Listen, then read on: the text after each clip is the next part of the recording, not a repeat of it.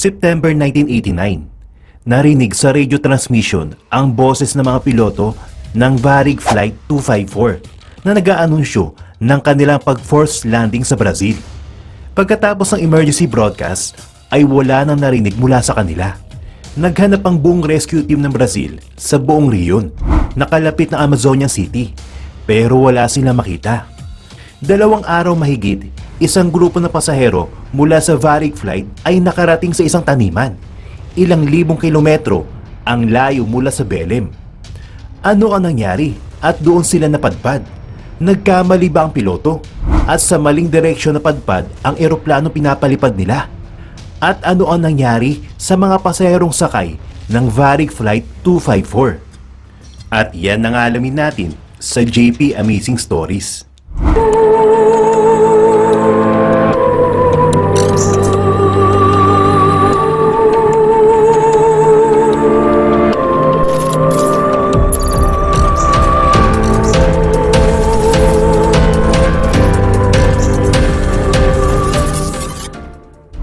Noong 1989, ang Varig ang nangungunang airline sa Brazil. Ito rin ang pinakamatagal at pinakamalaking airline sa bansa. Kumpleto ang mga biyahe nila, may international at domestic flights sila. Marami din sila mga eroplano at ang pinakapangkaraniwang klase ng eroplano nila ay ang Boeing 737. Ito ang ginagamit sa mga domestic flights nila. Pero ang mga biyahe nito ay may maraming stopover. Ang isa na rito, ang Flight 254 na nagmula pa sa Sao Paulo, Brazil at maglalanding dapat sa Belem. Ang mga dadaanang lugar naman ay ang Obereba, Uberlandia, Guayana, Brasilia, Imperatriz at Maraba. Ang piloto ng biyahe noong September 3, 1989 ay ang 32 years old na kapitan. At ito ay si Cesar Augusto Padula Garces. Dating military pilot ito, pero nagtatrabaho na sa Varig noong 1982. Ang co-pilot niya naman ay si First Officer Nilson de Souza Zil, isang 28 years old na baguhan at wala pang halos karanasan sa pagpapalipad. Ang dalawa ang nakaschedule pumalit sa 2 piloto na galing ng Sao Paulo. Wala naman naging problema sa biyahe nung simula. Nakarating sila sa Maraba kinagabihan na walang aberya kahit na makapalang usok na resulta sa mga nagsisiga na mga magsasaka. Bumaba na mga pasahero para sa destinasyong iyon at naghintay naman sila na sumakay ang mga bagong pasaherong papunta ng Belem. Ang tagal ng biyaheng papuntang Amazon River ay mga 40 minutes na lamang. Nang makasakay na ang 48 na pasahero ay pinaangat na kaagad sa ere ng mga piloto ang eroplano. Inayos na nila ang mga settings ng mga instrumentong gamit nila. At dahil wala nang daanan nakamarka sa kanilang mga charts, ay ginamit ni Captain Garces ang flight plan na ibinigay ng airline para makuha ang tamang direksyon. Iset ang horizontal situation indicator ng 270 degrees, sabi ni Captain Garces kay Silly. HSI adjusted to 270 degrees, sagot naman ni First Officer Silly. Dahil maayos na kalkulasyon, madali na nilang malalaman ang distansya nila sa kanilang destinasyon. Isa pang hakbang sa tamang pagpapalipad ay ang pagsiguro na makakakuha ng signal mula sa non-directional beacon sa Maraba at sa VOR radio beacon sa Belem Airport. Pero hindi na ginawa ni Captain Garces ito dahil iniisip niya na hindi problema ang ruta papuntang Belem dahil makikita lang kagad ng airport pagkarating nila sa lugar. Umalis ng Maraba ang Flight 254 alas 5 ng hapon dahil ang controlled airport at walang tower ang Maraba. Walang controller na nagbabantay ng takeoff nila. Ang radio operator lang ang nagbibigay ng advisory information sa isang sulok ng airport na malayo naman sa runway. Nasa taas ng 29,000 feet na sila at para wala namang problema.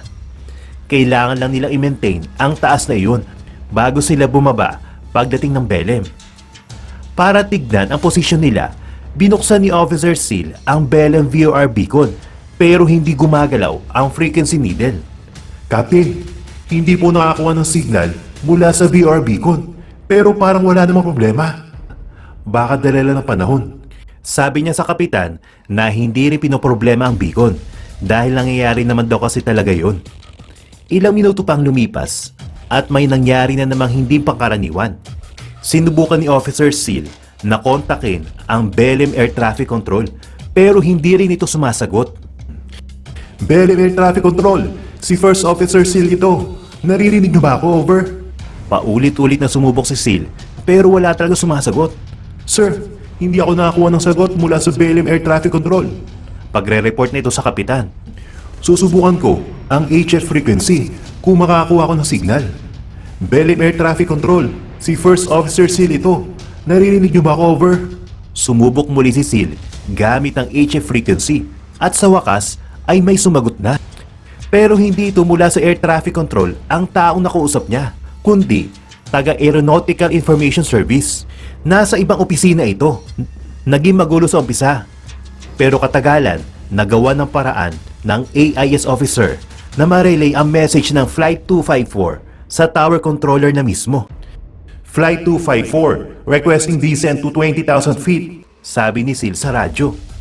Flight 254, you are authorized to descend to 20,000 feet. Over. Pagbibigay permiso naman ng control tower. Nang tignan ng mga piloto ang kanilang performance management system, nakita nilang luwagpas na sila sa optimal point para bumaba na sila. Kaya nagmadali silang bumaba ng 20,000 feet. Ang controller naman ay sinasabihan sila na subukan ang VHF radio nila para mas madali ang kanilang pag-uusap. Nire-relay pa rin kasi ng AIS officer ang kanilang mga message sa isa't isa. Lumipas ang ilang minuto at nasa babang 20,000 feet na ang Flight 254. May nakikita ka na ba? Tanong ni Captain Garces sa kanyang co-pilot. Naghahanap sila ng kahit anong senyales kung nasa city na ba sila, pero wala sila makita. Ilang minuto pa ang lumipas at talaga nababahala na si Kapitan Garces dahil manipis na usok lang ang nakikita nila sa kanilang bintana. Alam nila na may problema na talaga pero hindi lang nila alam kung ano ang nangyari. Ang sabi dito sa PMS ay nasa Belem na dapat tayo. Pero bakit puro usok lang ang nakikita ko? Ano ang nakalagay na distansya sa destinasyon natin? Negative 1 mile? Negative 2? Negative 5? Negative 10? Negative 20 ang nandito sa akin. Sa'yo ba? Ano nakalagay? Sunod-sunod na tanong ni Captain Garces kay Zil. Pareho po tayo, Kap. Sagot naman ng co-pilot niya. Nangangamba na si Captain Garces lalo na noong makalampas na sila ng 30 miles. Lumagpas na ba tayo? Mahinang tanong ni Captain Garces habang ang dibdib niya ay tumitibok na mabilis. Sa palagay niya ay nalampasan na nila ang Belem dahil hindi nila makita ang marka dahil sa makapal na usok. Nagpa siyang kapitan na iliko ang eroplano at bumalik na lang. Ipinaalam niya ito kay Zil na siya naman nagsabi sa air traffic control. Air control, nag-electrize kami ng ruta. I repeat, nag-electrize kami ng ruta. Tiwala naman si Garces na mahanap nila ang Belem sa ginawa niya. Kaya humingi na siya kagad ng pahintulot na ibaba ang eroplano ng taas sa 4,000 feet. Pinayagan naman sila ng air control at nag-abang ang mga ito sa posibleng paglanding ng Flight 254. Nagumpisa na bumaba ang eroplano habang ang dalawang piloto ay naghahanap na kahit na anong palatandaan na nasa Belem na sila. Sa kamalasan ay wala pa rin silang makitang kahit anong senyales na nasa tamang lugar na sila. Sinubukan ni Zil maghanap ng signal muli sa radio beacon, subalit hindi pa rin ito makasagap ng kahit ano. Nag-eksperimento na lang ang co-pilot na maghanap ng commercial radio station at ang una niya nakuha ay ang Radio Guahara. Nakakuha ko ng signal sa station ng Radio, Kap. Baka makuha kong automatic direction finders. Umaasang sabi nito sa kapitan pero napakahina talaga ng signal nito. Sumubok ulit si Zil at sinuwerte na sa pangalawang beses dahil mas malakas na signal ang nakuha niya galing sa radio station na Radio Liberal. Naririnig nila mula sa radio ang isang religious service. Kung titignan nila ang ADF, nasa kanang bahagi nila ang signal ng station at kung titignan naman ni Captain Garces sa scan terrain, nandoon ang mistulang malaking ilog. Bumalik ang kumpiyansa nito at pinababa pa ang eroplano ng 10,000 feet at kumanan. Desididong sundan ang ilog na sa hinala niya ay ang ilog ng Belem. Ano na ba nangyari? Tanong ni Garces. Tama naman at tinatahak natin na nakikita ko sa ADF, pero bakit wala pa rin ako nakikita kahit isang maliwanag na ilaw? Umikot naman tayo. Dapat nadaanan na natin ang Belem. Nawawala na ng pag-asa ang piloto dahil isang oras na nilang tinatahak ang akala nilang destinasyon, pero puno at kadiliman lang ang natatanaw nila. Habang kinakabahan ay kinuha ni Garces ang mga flight documents. Nagulat ang kapitan sa nakita niya nakasulat sa heading. Ang biyahe pala mula sa Maraba papuntang Belem ay dapat 27 degrees pala. Kaya pala mali sila dahil pag alis nila mula sa Maraba ay nasa maling ruta na sila. Dahil ang nailagay pala nila sa system ay 270 degrees imbis sa 27 degrees lamang. Kaya imbis na mapunta sila ng Hilaga ay napunta sila sa kanlurang bahagi ng Brazil. Kaya naman pala wala silang makuhang anumang signal, maging VHF o VOR, ay dahil hindi sila kailanman naging malapit sa Belem. Naku po, hindi ang Amazon River ang sinusundan natin, kung hindi ang Xingu. Saan na tayo napadpad? Nababahalang tanong ni Captain Garces sa kanyang co-pilot. Alam ng kapitan na hindi magtatagal ay maubusan na sila ng air fuel at kasunod nito ay ang pagpatay ng mga makina.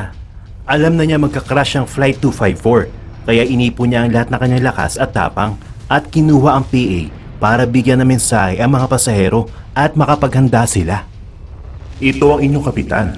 Nagkaroon ng malfunction ang navigation instruments ng eroplano, kaya tayo na sa ganitong peligro. Pagsisinungaling ni Captain Garces.